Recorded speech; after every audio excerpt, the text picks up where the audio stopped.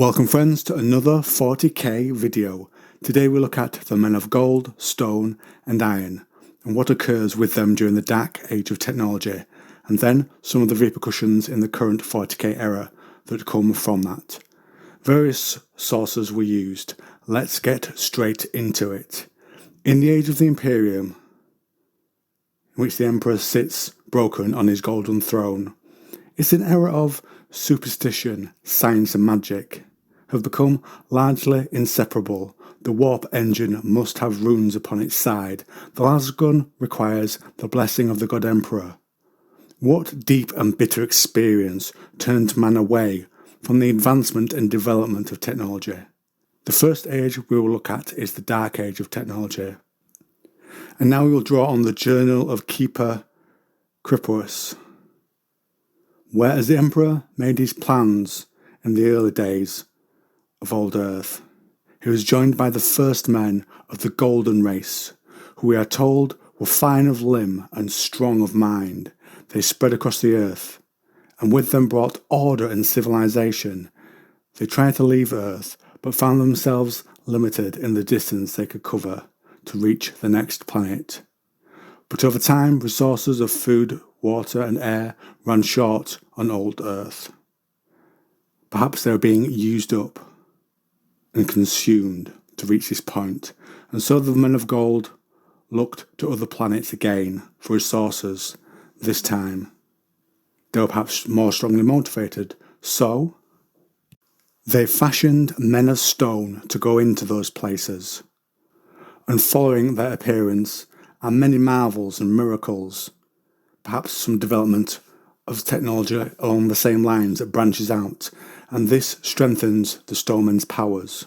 But the gold also use similar technology, and the stonemen are inferior to the golds physically, and not of the same nature. We'll just say they're less philosophical. The stonemen do have the advantage of great artifice and mechanisms that they can develop. Then the stonemen in turn fashioned men of iron to become their hands, and the stonemen also forged great machines, powerful ships that sent them into space with the golds. Now personally here I'm thinking independently piloted ships with mission parameters from the men of gold, and perhaps men of iron as robotic extensions to take the resources from the planets if there's danger or something like that. They also did the men of iron make weapons to help fight inner Xenos they faced. And it's at this time the Golden Race begins to dwindle in influence, and in one tale we are told that the stonemen swam in the deep oceans, i.e. the warp. It said they found there things ancient and hungry and older than man.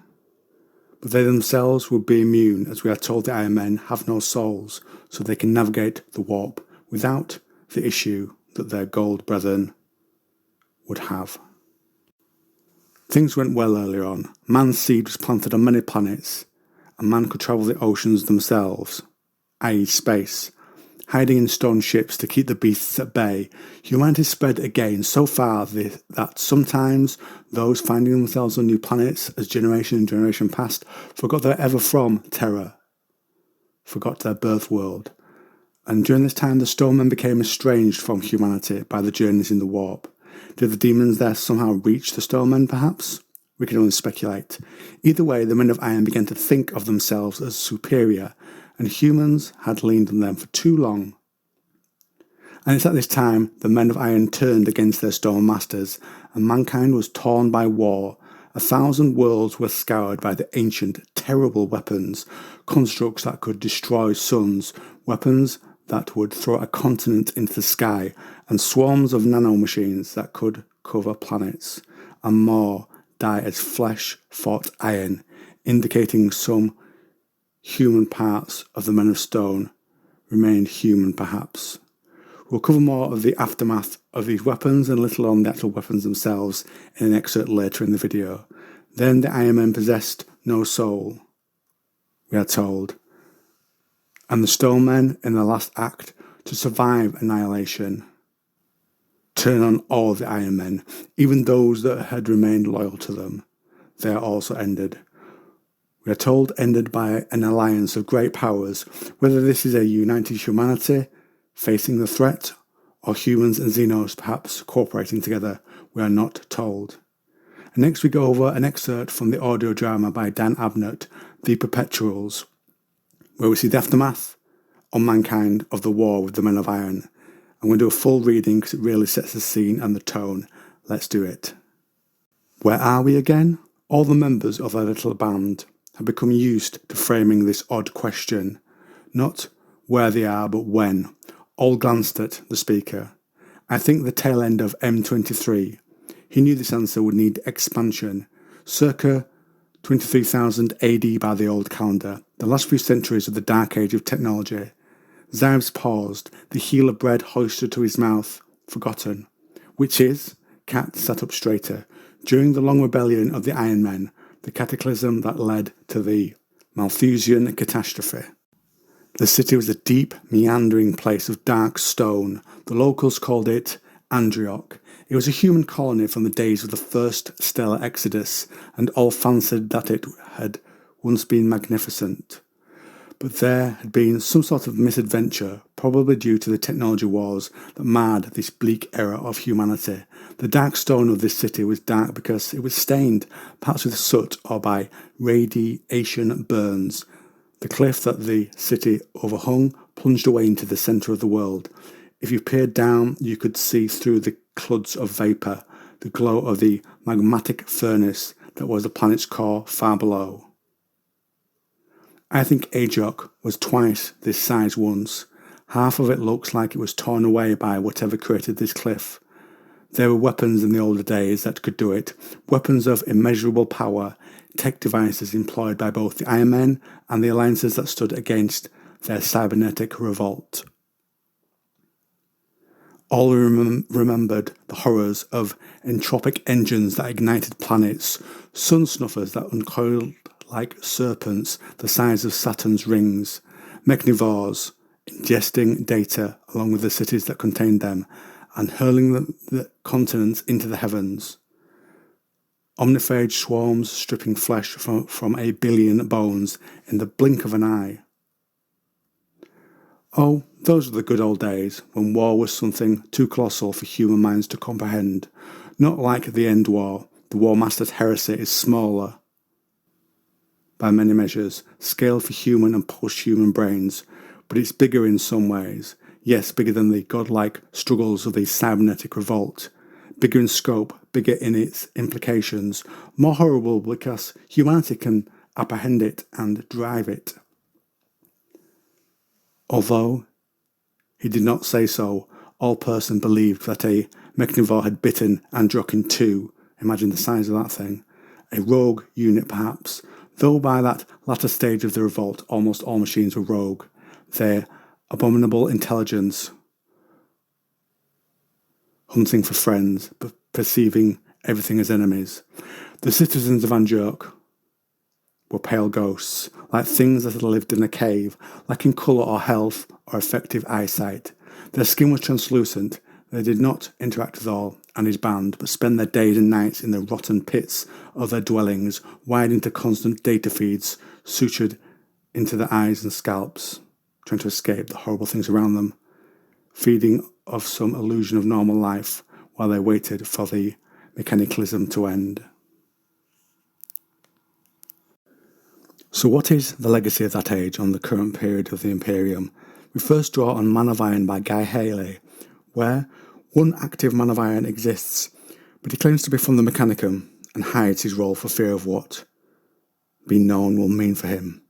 The ending of his life. We dip into a few examples that inform the behaviour of him and speculate on what that might mean for the original Men of Iron. UR-025 was ambivalent about lying. Its morality was emergent rather than programmed, like the rest of its consciousness. It had been taught that lying was bad, but since returning to the realms of men, its whole existence was a lie.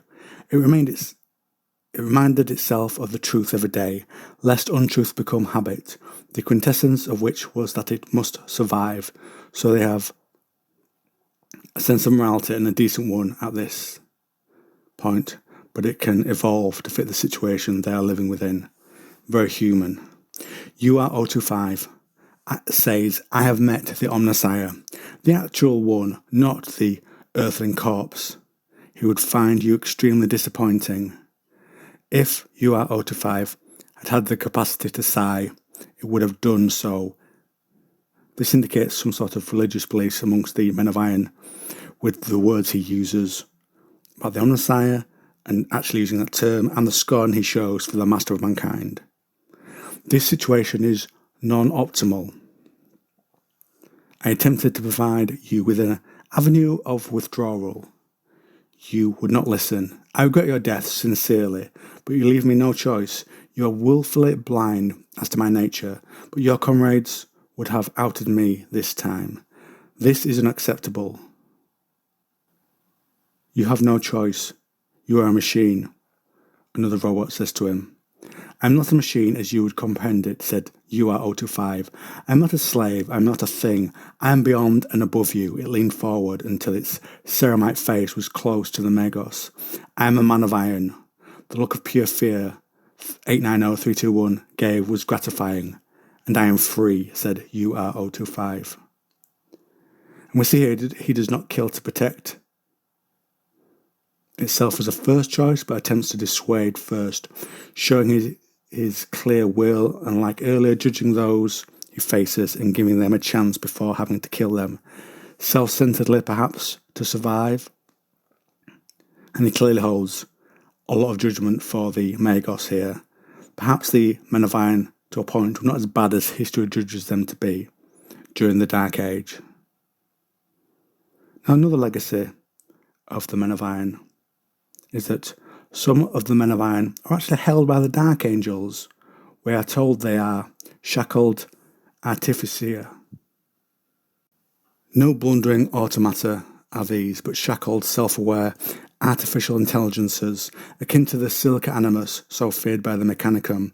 Each is a unique devil out of ancient legend and blood-souled myth, killers and tyrants out of old night, hunted by the warriors of the Emperor, chained in his service, and given over to the First Legion for safe keeping. The Extendio are kept under control by a crude severing of their logic stacks, a brutal truncation of that once limitless consciousness. So it is bound to a single processing unit, an act akin to the blinding and deafening of any mortal scholar. Still, each retains a phenomenal, if disturbingly inhuman intelligence, and is watched constantly for any sign of insubordination, always mindful of the devious nature and power of their artificia charges. The Dark Angels ensure that whenever one is deployed to a battlefield, they have a means to curb their homicidal tendencies before they endanger the wider battle or cause harm to friendly units. And I can tell you that one is featured in the Lionel Johnson Primarch novel, where the Lion and the Dark Angels fight the Crave, which is rather good, worth checking out. Finally, in the current 40k period, we looked at STCs, ones that make the Men of Iron, another part of their legacy, and we draw from the series Gaunt's Ghost, the first and only, by Dan Abnett. The book describes the STC as a vast device made of brilliant white ceramics, silver piping, and chromium chambers. An STC standard template constructor intact. This helps the Mechanicus of Mars to recover what was forgotten in the Dark Age of Tech, and for a long time they had been doing this from scraps and remnants, priceless knowledge. This one here had been part of a forge world, and within its library of knowledge of millions of algorithms was the Men of Iron, made by mankind at the height of a techno-empire. They were men with mechanical power and sentience, but no soul, and war with them led men to outlaw AI and call it abominable intelligence. But if they were brought back, what could they do? Let's look into that a little bit. Some had been made by the STC and stood in a silent phalanx. They are far taller than a man, faces like sightless skulls of burnished steel. The sinews and arteries of their bodies formed from cable and wire encased in an atomical plate, sections of lustrous alloy. They slept, waiting the command to awaken, waiting to receive orders, waiting to ignite the great device once more and multiply their forces again. Clearly these are men of iron before their consciousness was awakened by experience or perhaps by the hand of somebody.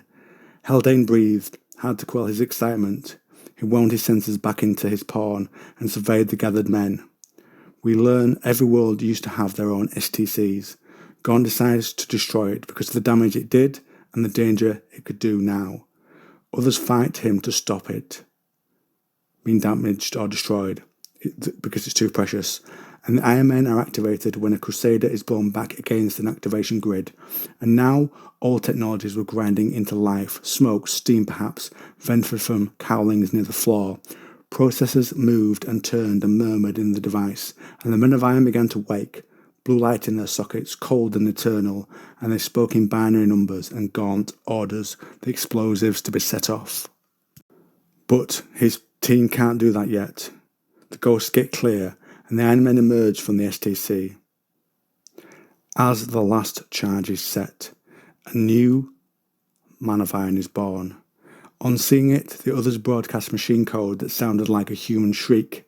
This man of iron was corrupted, one arm longer than the other, horn rising from its neck skull.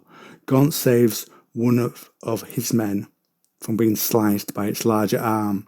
A las round bounced off it, and the next newborn Gaunt knocked from its feet, and he sees the newborn's massive forelimb had grown, articulating out on extending metallic calipers, forming new pistons and extruded pulleys as it morphed its mechanical structure. Perhaps this adaptation is why they were so powerful and deadly.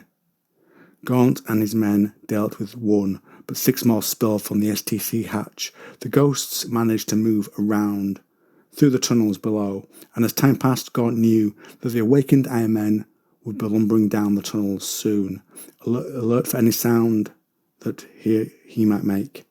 And it ends when Gaunt's ghosts blow up the facility. And with that, I'll end the video, and I turn things over to you. I hope you enjoyed this longer format. If it turns out to be a longer format, since I'm just recording the last bit of audio and I've not actually had the chance to measure how long it is overall. Did I miss anything? Any theories? Let's talk in the comments.